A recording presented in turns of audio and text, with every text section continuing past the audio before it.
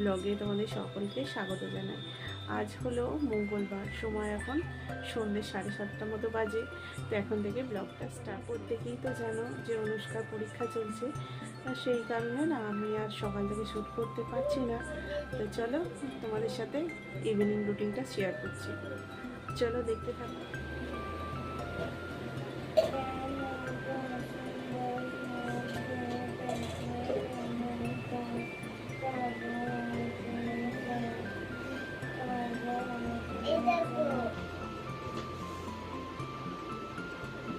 সাজাও,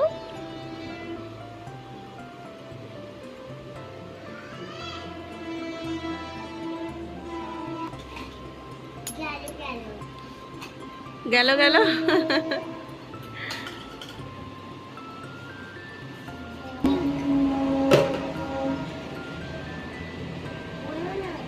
purple,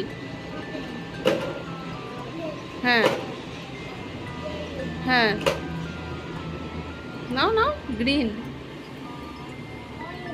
orange, আচ্ছা orange, green, তারপর ব্লু। এটা মুন্ডি লাগিয়ে দাও।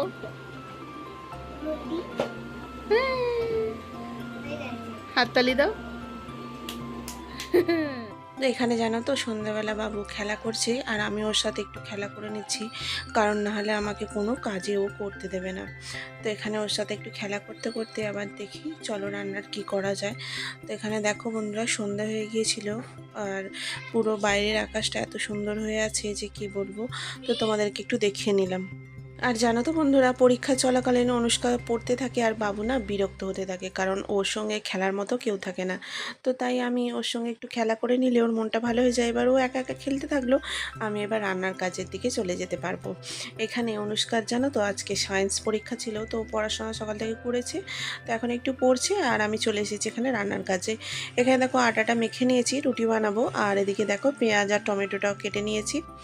তো এখানে দেখো বন্ধুরা, বাবু না প্রত্যেকবার যখন আমি আটা মেখে রেখে দিই এইভাবে ছোট ছোট করে আটা রুটি নিয়ে নিতে থাকে। তো ওই দিয়ে ও আবার নতুন করে কিছু বানাতে থাকে।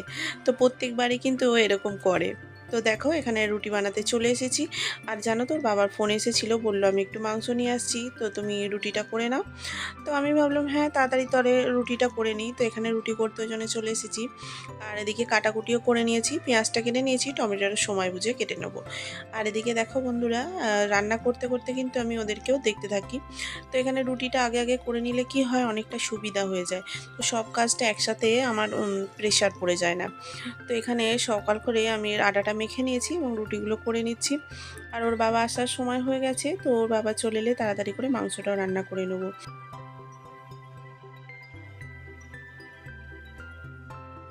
এক এক সময় ভাবি জানো তো বন্ধুরা, যে এই পরীক্ষার সময়টা যদি বাড়িতে অন্য কেউ লোক থাকতো, মানে শাশুড়ি মা বা অন্য কেউ, তো সে একটু দেখে নিত আর আমি অনুষ্কাকে মন দিয়ে পড়াতে পারতাম।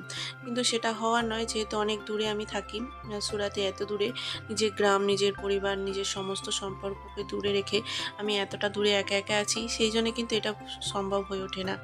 তো বাইরে বাড়িতে দেখো কত সবাই আছে, মা বাবা বোন ভাই দিদি সবাই রয়েছে, কিন্তু এই সময় কেউই কাজে লাগার নয়, যেহেতু এত দূরে আছি সেই জন্যে। তো এখানে দেখো বন্ধুরা, আমি রুটিটা করে নিয়েছি। তো রুটিটা রেখে দিলাম সাইডে। আর এদিকে দেখো মাংসের জন্য তেল দিয়ে কড়াই প্রথমে আলুটাকে ভালো করে ভেজে তুলে নিচ্ছি। এখানে হালকা করে আলুটাকে ভেজে তুলে নিচ্ছি, বেশি একটা ভাজবো না। তো এখানে দেখো বন্ধুরা, তেল দিয়ে দিচ্ছি, আবার কড়াইয়ে পেঁয়াজটা দিয়ে দেবো, দিয়ে ভালো করে ভাজা করে নেবো। তো এই পর্যায়ে জানো তো এখন ওর বাবা আসেনি, তো একটু পরেই ও চলে আসবে। তো ও যেহেতু ফোন করে বলেছিল যে আমি আসছি, তো তাই জন্যই আমি রান্নাটা কন্টিনিউ চালু রেখেছি। আর এখানে দেখো বন্ধুরা, মাংসটা করার জন্য আমি পেঁয়াজটাকে ভালোভাবে ভেজে নিয়েছি। আর এদিকে দেখো পেঁয়াজটা ভাজতে দিয়ে আমি টমেটোটাকেও কেটে নিচ্ছি। আর টমেটোটা না আমার কেটে রেখে দিতে একেবারেই ভালো লাগে না, আমার মনে হয় যখন রান্নাটা করব সেই সময়তেই দিতে খুব ভালো লাগে। তো সেই সময় আমি ওই জন্য রেখে দিই টমেটোটাকে সঙ্গে সঙ্গে কেটে দিয়ে দেওয়ার জন্য। আর এদিকে এই টমেটোটা দেখো একটু প্রবলেম ছিল, তো অন্য একটা নিয়ে নিলাম, ওইটাই মাংস দিয়ে দেবো।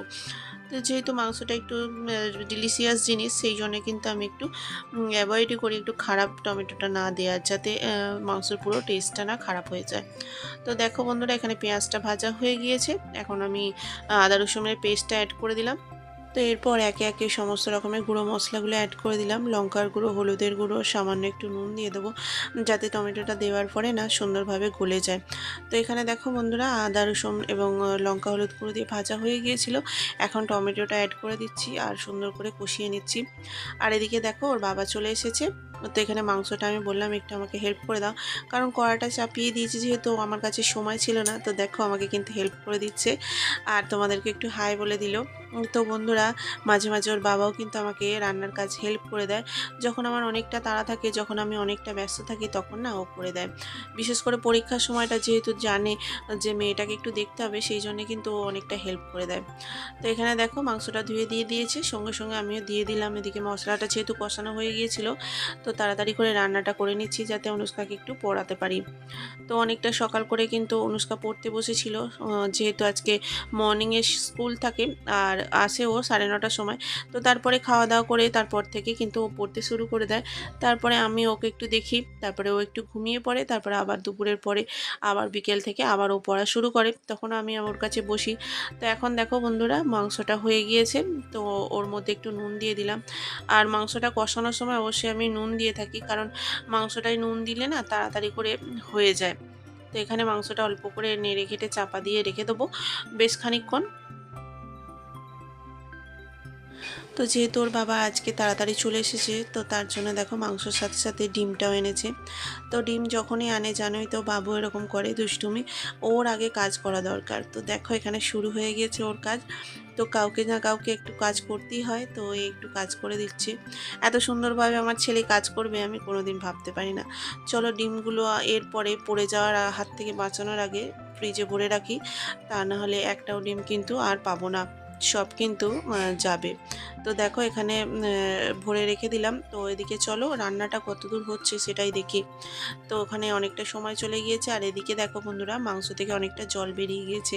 আর এইভাবে ঢাকা দিয়ে রেখে দিলে একটুখানি ধিমে আছে, তো তাড়াতাড়ি কিন্তু মাংসটা সিদ্ধও হয়ে যায় আর জলও বেরিয়ে আসে। তো দেখো বন্ধুরা কতটা জল বেরিয়ে গিয়েছে। আর এখন আমি অ্যাড করে দিলাম গোটা গরম মশলা, এখানে দালচিনি আর 3টে এলাচ ফাটিয়ে আমি দিয়ে দিলাম। তো এইভাবে আমি মাংস রান্না করে থাকি, দুর্দান্ত টেস্ট হয় আর খেতেও যেন তো সুন্দর হয়। তো এখানে দেখো বন্ধুরা, ভালো করে মাংসটা কষিয়ে নিচ্ছি। আর অল্প করে কিন্তু জল আমি গরম বসিয়ে দিয়েছি। তো যেহেতু মাংসটা কষানো হয়ে যাবে, তারপরে কিন্তু ওই গরম জলটা অ্যাড করে দেবো। আমি সব সময় চেষ্টা করি একটু গরম জল অ্যাড করে দেওয়ার, কারণ মাংসতে যখনই তুমি গরম জলটা অ্যাড করবে না, টেস্টটা দ্বিগুণ হয়ে যাবে। এদিকে দেখো মাংসটা পুরো কষানো কমপ্লিট, একেবারে শুকনো শুকনো হয়ে এসে এই পর্যায়ে কিন্তু আমি জলটা অ্যাড করে দেবো। তো এই সময় দেখো বন্ধুরা, জলটা অ্যাড করে দিলাম, দারুণ কিন্তু ফুটতে থাকবে। তো যখনই তুমি গরম জল দেবে না, বেশিক্ষণ সময় লাগবে না মাংসটা হতে, তো তাড়াতাড়ি ফুটেও যাবে আর তাড়াতাড়ি রান্নাও হয়ে যাবে। আর যেহেতু অনেকটা সময় হয়ে গিয়েছে রান্না করতে করতে, তাই জন্য কিন্তু আমি একটু তাড়াতাড়ি করছি। আর কালকে মর্নিংয়ে অনুষ্কার পরীক্ষাও রয়েছে, তো তাড়াতাড়ি খাওয়া দাওয়া করে ওকে শুইয়ে দেবো। তা না হলে বন্ধুরা, ওর মর্নিংয়ে যেহেতু ওর স্কুল থাকে, খুবই প্রবলেম হয়ে যায়। তো তাড়াতাড়ি করে ওই জন্য রান্নাবান্না করে নিই, যাতে সকাল করে আমরা ঘুমোতে পারি আর ও সকাল করে উঠতে পারে। তো চলো বন্ধুরা, এখানে ভিডিওটা শেষ করছি। ভালো লাগলে অবশ্যই একটা লাইক করে দেবে, আর চ্যানেলে নতুন হলে অবশ্যই একটা সাবস্ক্রাইব করে দেবে। দেখা হচ্ছে নতুন একটা ব্লগে, নতুন একটা ভিডিওতে। ততক্ষণের জন্য টাটা।